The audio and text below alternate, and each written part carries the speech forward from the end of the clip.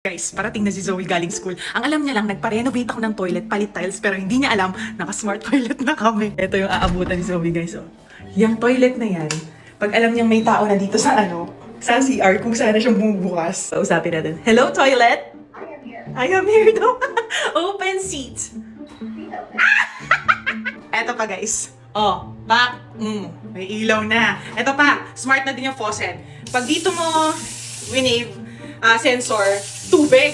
Pag dito naman sa kabila, guys, ay, kailangan i-wave pala muna para pumatay. Pag dito naman sa kabila mo winave, ayan, may lalabas na sabon, mga bakla. Isa ba? Oh. Ay, sabon! Para sa mga first-timer na gaya ko, ayan, merong mga kodigo yung voice control functions ni toilet. Bukod dyan, mga baklush, meron din tayong parang remote. Dyan mo pwedeng i-operate. Pag gusto mo na magpa-massage, nang alam mo na kung ano, merong spray massage, may flush, may dryer, siya na magtutuyo ng wet packs mo. Open cover seat, yan, magpa-flush siya, hayan na. Pag nilalamig ka, pwede mo rin initan tong seat. Hello, toilet? Clean nozzle. Ayan guys, dyan lalabas yung tubig na panghugas ng wet packs nyo, ng Kifai skin nyo. Tapos pag clean nozzle, may lumalabas dyan na hot water para masanitize yung panghugas. Ayan, tapos yung clean water niya talagang clean kasi may filter doon, mga backlash. Papakita ko pa next time yung mga ibang features. And it's so big guys.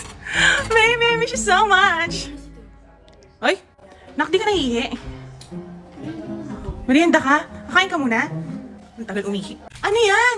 Kain na Ihi ka na. Guys, ihi na siya. Ihi na siya. Ano?